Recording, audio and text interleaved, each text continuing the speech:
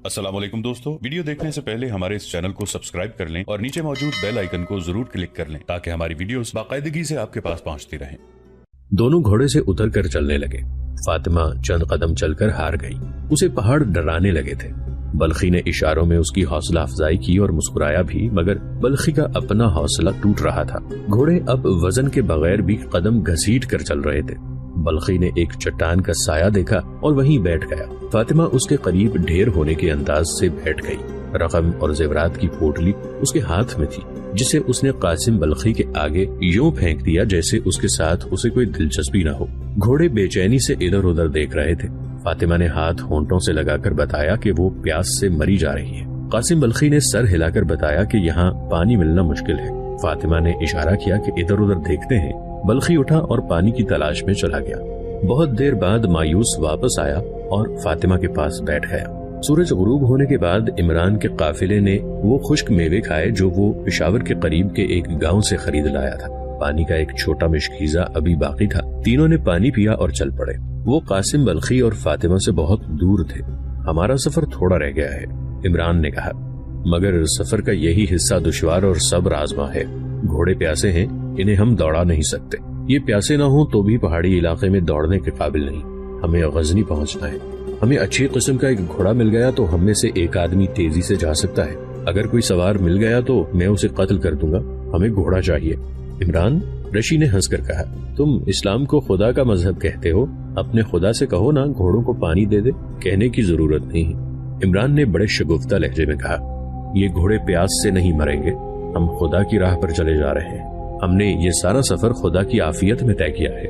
राजा जयपाल ने निजाम औरेजी और कासिम बल्खी को पकड़ने के लिए पेशावर से आगे तक रास्ते रोक रखे हैं, मगर हम निकल आए हैं। मैं तुम्हें अब अपने मुतालिक एक राज की बात बताता हूँ। मैं मुल्तान का नहीं, गजनी के इलाके का रहने वाला हूँ। मैं गजनी का जासूस हूँ और मेरे दोनों साथी गजनी की फौज के ओहदेदार हैं जो राजा के कैदी थे। मैंने इन्हें फरार कराया है। मैंने तुम्हें भी मौत के मुंह से निकाला है। चूंकि ये दोनों काम खुदा की खुशनुदी के लिए किए हैं, इसलिए खुदा ने मेरी मदद की है और वो दोनों गुनहगार हमें लूट कर भाग गए हैं। उनका अंजाम भयानक होगा। हमारे दिलों में अल्लाह की खुशनुदी रही तो ये पत्थर भी हमें पानी देंगे। और पत्थरों ने उन्हें पानी दिया। आधी रात गुजर गई थी। चांद ऊपर आ गया था। घोड़े अपनी चाल चले जा रहे थे। दाईं तरफ एक वादी रास्ते से आ मिलती थी। वहां जाकर दोनों घोड़े रुक गए। लगामे झटकने पर भी न चले। इमरान ने घोड़ों के मुंह देखे। दोनों घोड़े नथने फुला रहे थे और दोनों वादी की तरफ देखते थे। दोनों आहिस्ता से हिनहिनाए और वादी की तरफ चल पड़े। उतरा और रशी। इमरान ने घोड़े के पहलू में जाकर रशी को अपनी बाहों में लेकर उतारा और कहा, उन्होंने पानी की मुश्क ले ली है। पानी कहीं करीब ही होगा।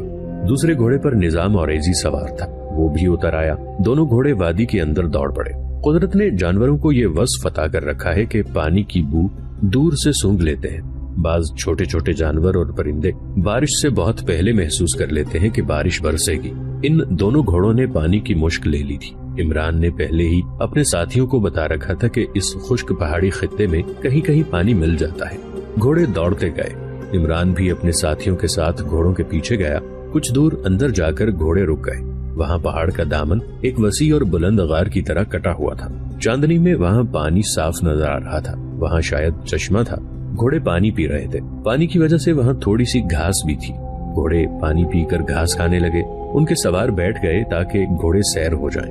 उस वक्त कासिम बल्खी और फातिमा गजनी की समत जा रहे थे, मगर वो जा कहीं भी नहीं रहे थे।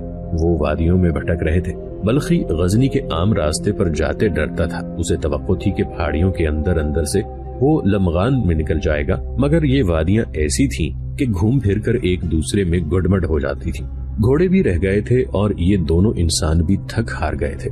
बल्खी ने घोड़ा रोक लिया और दोनों उतर आए। कासिम बल्खी लेट गया। उसे भूख और प्यास के साथ नींद भी परेशान कर रही थी।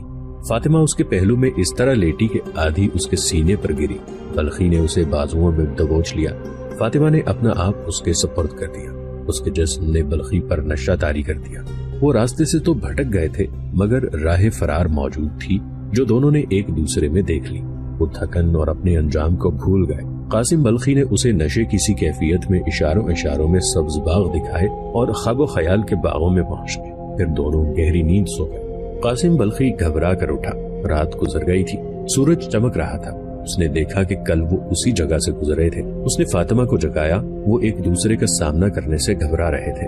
वो रवाना होने के लिए उठे तो देखा कि घोड़े गायब थे। इधर उधर देखा, घोड़े कहीं भी नजर नहीं आ रहे थे। बल्खी के दिल में ये डर पैदा हुआ कि उसके साथी आकर उनके घोड़े ले गए हैं और उन दोनों को भटक भटक कर प्यासा मरने के लिए छोड़ गए हैं। लेकिन घोड़े पानी और चारे की तलाश में दूर निकल गए थे। बल्खी घबरा कर घोड़ों की तलाश में दौड़ा और मायूस और खौफजदा वापस आ गया। उसने फातिमा का बाजू पकड़ा और पागलों की तरह एक तरफ दौड़ पड़ा। फातिमा दौड़ते दौड़ते गिर पड़ी। उसमें तो चलने की हिम्मत नहीं थी। बल्खी ने उसे उठाकर कंधे पर डाला, रकम और सोने की थैली हाथ में ली और चल पड़ा। उसके दिल में यही डर था कि इमरान और औरेजी करीब ही कहीं मौजूद हैं और वो जब बेहाल हो चुका होगा तो वो आकर उससे थैली छीन लेंगे और फातिमा को भी ले जाएंगे। चोरी का गुनाह गुज़श्ता रात का गुनाह मिलकर चुड़ैलों और बदरूहों की तरह उसके इर्द गिर्द नाचने लगे। वो बैठ गया, फातिमा को कंधों से उतारकर इस तरह अपने सीने से लगा लिया और बाजुओं में दबोच लिया जिस तरह बच्चा शरीरों से अपना खिलौना छुपाया करता है। उसने थैली अपने नीचे रख ली। वो अक्ल होश खो बैठा था। कासिम, उसे फातिमा की सरगोशी सुनाई दी। वो होश में आ गई थी। पानी। फातिमा का मुंह खुल गया था, जबान होंठों पर आ गई थी। फातिमा को होश में आता देखकर बल्खी की जहनी हालत कुछ संभल गई। उसने फातिमा को अपने सामने बिठा लिया और उसके कंधे पकड़कर झंझोड़े। तुम मेरी बात नहीं समझ सकोगी फातिमा। कासिम बल्खी ने अपनी जबान में बोलना शुरू कर दिया। हम बल्ख के रास्ते से नहीं, खुदा के रास्ते से भटक गए हैं। इस रास्ते से हट जाने वालों का यही अंजाम होता है। मैं मर्दे मैदान था। मैदान जंग में ऐसी ही पहाड़ियों में, बर्फबारी में, रेगिस्तानों में लड़ा हूँ। मैं जख्मी भी हुआ था, मेरे साथी भी जख्मी हुए थे। बाज के बाजू कट गए थे, टांगे भी कट गई थी। हम भूखे भी रहे, प्यासे भी। हमारे जख्मों से खून बह गया, मगर हम में से कोई भी इस तरह बेबस और लाचार नहीं हुआ करता था। मेरा खून और पसीना निकल जाने से मेरे जिस्म की तवानाई इस तरह खत्म नहीं हुआ करती थी। जानती हो क्यों? उसने फातिमा को झंझोड़ा, मगर वो उसकी जबान नहीं समझती थी। मुंह और आंखें खोले उसे देख रही थी। वो इतना समझ गई थी कि जिस खूबरू जवान को उसने जज्बात की प्यास बुझाने वाला चश्मा समझा था, वो दिमागी तवाजुन खो बैठा है। चश्मा सूख गया है। मैदान जंग में मेरा जिस्म नहीं, मेरी रूह लड़ा करती थी। बल्खी ने कहा, मैं चोर नहीं था। मैं जिस्मानी लज्जत के लिए नहीं, रूहानी कैफ के लिए लड़ा करता था। अब हम दोनों को जिस्मानी प्यास और सोने की हवस ने गुमराह किया है। सिर्फ 2-3 दिन पैदल चलने से मेरे जिस्म में जान नहीं रही। मुझे अपने जिस्म से बदबू आती है, तुम्हारे जिस्म से भी बदबू आती है। हम गुनहगार हैं फातिमा। गुनहगारों की कोई मंजिल नहीं होती, गुनहगारों का अंजाम हुआ करता है। वो इस दुनिया में ऐश करते और अगली दुनिया में जलते हैं, या हम जैसे इस दुनिया में जल जल कर मरते हैं। मंजिल मेरे दोस्तों को मिलेगी जो सीधे रास्ते पर जा रहे हैं। मंजिल उस हिंदू लड़की और उसके हिंदू भाई को मिलेगी जिन्होंने ये राज पा लिया है कि खुदा पत्थर और मिट्टी के नहीं हुआ करते। इमरान ने उन्हें खुदाए वहदहू ला शरीक दिखा दिया है। अब हमें मरना है। उसकी आवाज बुलंद होती जा रही थी, लबो लहजा उखड़ता जा रहा था। फातिमा ने घबरा कर उसके मुंह पर हाथ रख दिया। वो ज़ारो कतार रो रही थी। होश में आओ कासिम, फातिमा ने रोते हुए कहा। मैं तुम्हारे सहारे आई हूँ, मुझे मालूम नहीं कि तुम क्या कह रही हो। कासिम बल्खी ने अपनी जबान में कहा और उठ खड़ा हुआ। कहने लगा, आओ शायद मरने के लिए इससे कोई बेहतर जगह मिल जाए। इमरान, निजाम, औरेजी और रशी चले जा रहे थे। सफर के 1.5-2 दिन बाकी रह गए थे। अब रास्ता नीचे उतर रहा था। उनके घोड़ों को रास्ते में एक और जगह से भी पानी मिल गया था, मगर घोड़ों की रफ्तार तेज नहीं हो सकती थी क्योंकि 2 आदमियों को साथ पैदल चलना पड़ता था। दूसरी वजह यह कि घोड़े पहाड़ी इलाके में ज्यादा दूर तक दौड़ने के काबिल नहीं थे। निजाम औरेजी को बाएं तरफ दूर नीचे वादी में 2 घोड़े खड़े नजर आए। वहाँ कुछ घास थी जो ये घोड़े खा रहे थे। घोड़ों पर जीनें कसी हुई थी, कोई सवार नजर नहीं आता था। इमरान, निजाम औरेजी ने इमरान से कहा, तुमने कहा था कि कोई घोड़ा लिया जाए तो तुम उसके सवार को कत्ल करने से भी गुरेज नहीं करोगे। वो देखो 2 घोड़े। अगर मैं ख्वाब नहीं देख रहा तो ये घोड़े अपने ही मालूम होते हैं। इमरान ने कहा। नीचे उतरने का रास्ता देखकर वो नीचे उतर गए। करीब जाकर देखा, घोड़े वही थे जो कासिम बल्खी लेकर भागा था, मगर वो कहीं नजर नहीं आ रहा था। इमरान और निजाम औरेजी ने तलवारें निकाली। खतरा ये था कि बल्खी मुकाबला करेगा। जगह ऐसी थी कि वो घात से उठकर अचानक हमला कर सकता था। तलाश के बावजूद बल्खी और फातिमा नजर न आए। इमरान और निजाम ने बल्खी को पुकारना शुरू कर दिया, सामने आ जाओ कासिम, हम भूल जाएंगे कि तुमने क्या किया है। दोस्तों की तरह आ जाओ कासिम। मगर कोई जवाब न मिला। इमरान, निजाम औरेजी ने कहा, उधर देखो, गिद्ध उतर रहे हैं। वो फौजी था और कई जंगें लड़ चुका था। उसे मालूम था कि जहाँ जंग खत्म होती है वहाँ गिद्धों के गौल जमा हो जाते हैं। میدان جنگ کے ارد گرد کہیں بھی گید اتر رہے ہوں تو یہ ثبوت ہوتا ہے کہ وہاں کسی کی لاش پڑی ہے۔ عمران نے بھی گید اترتے دیکھے۔ وہ اور نظام اوریزی گھوڑوں پر سوار ہو گئے۔ جگموہن اور رشی پہلے ہی گھوڑوں پر سوار تھے۔ سب ادھر کو گئے جہاں گید اتر رہے تھے۔ وہ جگہ کم و بیش 1 میل دور تھی۔ قریب جا کر انہوں نے گیدوں کو پتھر مارے تاکہ دیکھ سکیں کہ وہ کیا کھا رہے ہیں۔ وہ لاشیں تھیں، ایک قاسم بلخی کی، دوسری فاطمہ کی۔ گیدوں نے ان کے پیٹ پھاڑ ڈالے تھے۔ انہیں پرے زیادہ دیر نہیں گزری تھی، رقم اور سونے کی تھیلی قاسم بلخی کے ہاتھ میں تھی اور ہاتھ کی گرفت اکڑ گئی تھی۔ عمران اس کی انگلیاں کھولنے کی کوشش کرنے لگا مگر اکڑی ہوئی انگلیاں کھلتی نہیں تھی۔ رہنے دو عمران، نظام اوریزی نے کہا، یہ خزانہ اسی کے پاس رہنے دو، اسی نے اس کی جان لی ہے۔ شاید ان دونوں کی روحیں اس خزانے کو دیکھ کر مطمئن ہو جائیں۔ مجھے یقین ہے یہ پیاس، بھوک اور تھکن سے مرے ہیں۔ اگر یہ رہزنوں کے ہاتھ چڑھ گئے ہوتے تو یہ تھیلی اور فاطمہ یہاں نہ ہوتی، اکیلا قاسم قاتل ہوتا۔ عمران نے کہا، بد نصیب تھوڑا اور آگے تک جا سکتے تھے جہاں ان کے گھوڑے کھڑے تھے تو انہیں پانی مل جاتا۔ عبرت حاصل کرو دوستو، اتنی رقم اور اتنا زیادہ سونا انہیں موت سے بچا نہیں سکا۔ سونا کھایا نہیں جا سکتا، پیا نہیں جا سکتا، بلکہ یہ ان انسانوں کو کھا جاتا ہے جو اس کی ہوس میں دیوانے ہو جاتے ہیں۔ اس نے رشی سے کہا، دیکھ لو رضیہ، حسن کا انجام دیکھ لو۔ فاطمہ اس جوانی اور اس حسن کے جال میں مجھے پھانسنے کی کوشش کرتی رہی تھی، قاسم پھنس گیا۔ رشی جو اب رضیہ بن چکی تھی اس کے آنسو نکل آئے۔ اب وہ 4 تھے اور ان کے پاس 4 ہی گھوڑے تھے۔ وہ سب روانہ ہوئے اور شام کو اس خطے میں داخل ہو گئے جسے اس دور میں لمغان کہتے تھے۔ یہ سرسبز خطہ تھا۔ سلطان محمود غزنوی کو جب اطلاع دی گئی کہ لاہور کے 3 آدمی ایک لڑکی کے ساتھ آئے ہیں تو وہ جس کام میں مصروف تھا اسے الگ رکھ کر لاہور سے آنے والوں کو بلا لیا۔ اندر عمران اور نظام اوریزی گئے۔ جبار اور رضیہ کا سلطان کے ساتھ کوئی تعلق نہیں تھا۔ عمران نے سلطان کو اپنی پوری کارگزاری سنائی، بٹنڈا کے جاسوسوں کا کارنامہ بھی سنایا اور یہ بھی کہا کہ وہ ایک ہندو لڑکی کو کس طرح انسانی قربانی سے بچا لایا اور اسے اور اس کے بھائی کو مسلمان کر لایا ہے۔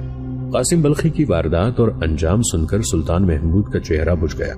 قوم میں زر اور زن کی جو ہوس پیدا ہوتی جا رہی ہے یہ قوم کو تاریخ سے ناپید کر دے گی۔ سلطان محمود نے کہا، انہی 2 چیزوں نے ہمیں خانہ جنگی میں الجھا رکھا ہے۔ کیا تم یقین سے کہہ رہے ہو کہ راجہ جے پال غزنی پر ضرور حملہ کرے گا؟ پورے یقین کے ساتھ، عمران نے جواب دیا۔ اس کی رسد تباہ ہو گئی ہے لیکن وہاں رسد اور سامان کی کمی نہیں۔ راجہ جے پال اب تک کمی پوری کر چکا ہوگا۔ تمہارے دوسرے ساتھی وہاں کیا کر رہے ہیں؟ سلطان محمود نے پوچھا۔ مجھے صحیح اطلاع ملنی چاہیے کہ وہ کتنی فوج لا رہے ہیں اور کب آ رہے ہیں۔ بھٹنڈا کے آدمیوں کا کارنامہ آپ کو سنا چکا ہوں، عمران نے کہا۔ وہ وہیں کے رہنے والے جوشیلے نوجوان ہیں اور اویس طیب کی نگرانی میں کام کر رہے ہیں۔ اویس ادھر کا رہنے والا ہے اور بھٹنڈا کی ایک مسجد میں امام بنا ہوا ہے۔ راجہ جے پال نے جو ہی کوچ کیا اویس اطلاع بھیج دے گا۔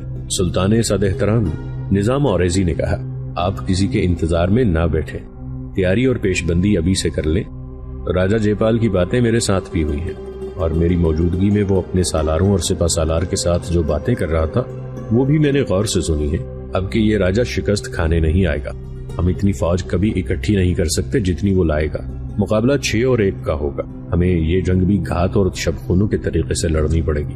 جے پال اس خوش فہمی میں مبتلا ہے کہ سلطان سپکتگین کی وفات کے بعد غزنی میں کوئی قابل فوجی قائد نہیں رہا۔ میرے پاس فوج کی کمی نہیں ہونی چاہیے تھی، سلطان محمود نے کہا، لیکن ہماری فوج ریاستوں میں بڑھ گئی ہے۔ اسلامی فوج کے سالاروں میں بھی حکمران بننے کی ہوس پیدا ہو گئی ہے۔ وہ اب اسلام کا تحفظ کرنے کے قابل نہیں رہے۔ جب سالار سلطانی کے خواب دیکھنے لگتے ہیں تو ملک و قوم اپنی موت خود ہی مرنے لگتی ہے۔ سلطان محمود غزنوی بلخ اور خراسان کی سلطنت کے انتظامی امور سلجھانے اور انہیں بہتر طریقے سے چلانے میں مصروف تھا۔ اس کی توجہ فوج کی بھرتی اور ٹریننگ پر بھی مرکوز تھی۔ اس نے اسی وقت اپنے سپہ سالار اور دیگر سالاروں کو بلایا۔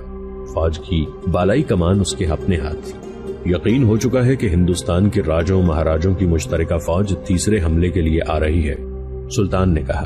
کمان پہلے کی طرح راجہ جے پال کی ہوگی۔ اس کی نفری کی تعداد کا علم نہیں ہو سکا۔ میرا خیال ہے کہ 1 لاکھ سے کم نہیں ہوگی۔ ہماری تعداد بہرحال کم ہوگی۔ لاہور میں ہمارے آدمیوں نے اس کی رسد اور سامان کا ذخیرہ جلا دیا ہے۔ اس سے اس کے کوچ میں تاخیر ہو گئی ہے۔ آپ اپنی بد نصیبی کو سمجھتے ہیں۔ آپ اپنی پوری فوج جنگ میں نہیں جھونک سکتے۔ آپ کو کچھ دستے غزنی اور دیگر جگہوں پر رکھنے ہوں گے کیونکہ ہم جب دشمن کے خلاف لڑ رہے ہوں گے آپ کے بھائی آپ کی پیٹھ پر وار کریں گے۔ یہ ہمارے قومی جذبے کا بڑا ہی سخت امتحان ہے۔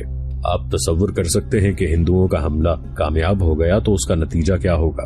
آپ سلطنت غزنی کے نہیں، خانہ کعبہ کے پاسبان ہیں۔ مجھے میرے عالموں نے بتایا ہے کہ ہندو دعوے کرتے ہیں کہ ہندوستان کی سرحد دجلہ اور فرات سے بھی آگے ہے اور اس پر مسلمان قابض ہیں۔ ہندوؤں کو صرف حملہ آور قوم نہ سمجھنا، وہ اپنے ساتھ جغرافیائی دعوے اور باطل مذہب لا رہے ہیں۔ وہ اسلام کے فروغ کو روکنے کے لیے اسلام کے اعصابی مرکز پر وار کرنے آ رہے ہیں۔ آپ اپنی سلطنت یا اپنے گھروں کے تحفظ کے لیے نہیں، خدا کے گھر کے تحفظ کے لیے لڑیں گے۔ آپ کو ایک فائدہ یہ حاصل ہے کہ ہندوؤں کی فوج پر تمہاری دہشت طاری ہے۔ لاہور سے جو 2 آدمی آئے ہیں انہوں نے بتایا ہے کہ ہندوؤں کے پچھلے حملے سے جو فوج بچ کر واپس گئی تھی اس نے اپنے ملک جا کر خوب دہشت پھیلائی تھی۔ اس کا اثر نئی بھرتی پر بھی ہے۔ میں آپ کو دوسرا فائدہ یہ دینا چاہتا ہوں کہ آپ اپنی سلطنت سے دور دشمن کی ریاست کے قریب لڑیں اور میدان آپ کی مرضی اور آپ کی سہولت کا ہو۔ یہ میدان پشاور کے قریب ہوگا۔ ہم جیش گھات میں بٹھائیں گے۔ آپ کے پاس لمغان کے چند ایک قلعے ہیں، ہم انہیں دھوکے کے لیے استعمال کریں گے۔ راجہ جے پال ہاتھی بھی لائے گا۔ آپ جان چکے ہیں کہ ہاتھی جتنا خوفناک لگتا ہے اس میں اتنی ہی خوفناک کمزوریاں ہیں۔ ہم بھی ہاتھیوں کا دستہ استعمال کریں گے، لیکن یہ جوابی حملے میں استعمال ہوں گے جو ہم دشمن کے عقب سے کریں گے۔ یہ آخری اور فیصلہ کن حملہ ہوگا۔ طریقہ وہی اختیار کریں گے کہ آمنے سامنے کے تصادم سے بچیں۔ دشمن کے پہلوؤں پر حملے کریں اور پہلوؤں کو ہی نکل جائیں۔ دشمن کے دستوں کو اپنے پیچھے گھسیٹ کر گھات تک لائیں۔ دشمن کو کمزور نہ سمجھیں اور اب یہ ذہن میں رکھ لیں کہ خدا نے اگر آپ کو فتح دی اور دشمن پسپا ہوا تو پشاور تک اس کا تعاقب کیا جائے گا اور پشاور کو اپنے قبضے میں لیا جائے گا۔ میں آپ کو ابھی اس زمین کا نقشہ دکھاؤں گا۔ اس سے پہلے آپ دل میں یہ حقیقت اور یہ جذبہ نقش کر لیں کہ آپ خدا کے عظیم مذہب کی بقا کے لیے لڑ رہے ہیں۔ یہ حق اور باطل کی جنگ ہے۔ ہمارے رسول صلی اللہ علیہ وآلہ وسلم نے ان جنگوں کی ابتدا کی تھی۔ کہیں ایسا نہ ہو کہ ہم اپنے رسول مقبول صلی اللہ علیہ وآلہ وسلم کی روایت مقدسہ کو ختم کر ڈالیں اور ہماری روحیں آنے والی نسلوں کے آگے شرمسار ہوتی رہیں۔ ہمارا نعرہ ہوگا فتح یا موت۔ اس کے بعد سلطان محمود نے سب کے آگے نقشہ پھیلا کر جنگ کی تکنیک کی ہدایات دینا شروع کر دی۔ انہیں گھات اور شبخون کی جنگیں بتائیں۔ آخر میں حکم دیا کہ کل صبح صادق کے وقت فوج کوچ کر جائے اور پشاور کی قریبی پہاڑیوں میں جا ٹھہرے گی۔ دستوں کو ہر وقت تیاری کی حالت میں رکھنا ہوگا۔ محمد قاسم فرشتہ گردیزی اور عطوی کی تحریروں کے مطابق سلطان محمود غزنوی نے اگست 1001 عیسوی شوال 391 ہجری میں غزنی سے کوچ کیا۔ اس کی فوج 10,000 منتخب سواروں کی تھی۔ 50 کے لگ بھگ جنگی ہاتھی تھے جو راجہ جے پال کی فوج سے اس کے پہلوؤں کے حملوں میں چھینے گئے تھے۔ پیادہ نفری بہت ہی کم تھی۔ سلطان کی مجبوری تھی کہ اسے پیادہ فوج اپنی سلطنت میں چھوڑنی پڑی تھی کیونکہ وہاں سلطانی کے ہوسکاروں کے حملے کا خطرہ تھا۔ اس کے علاوہ سلطان چونکہ گھوم پھر کر لڑنا چاہتا تھا اس لیے وہ سوار دستے ہی ساتھ لایا تھا۔ یہاں ایک وضاحت ضروری ہے۔